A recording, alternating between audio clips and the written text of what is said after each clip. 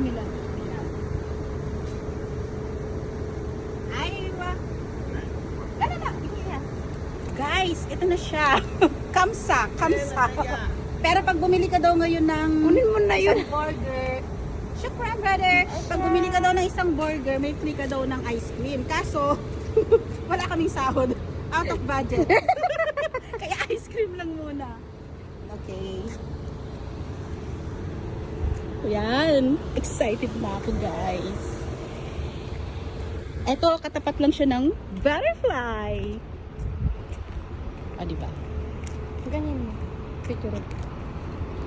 Teka lang. O, diba? Nag-blur di siya. Ano mo yung butterfly? Ano ba? Peste na yan.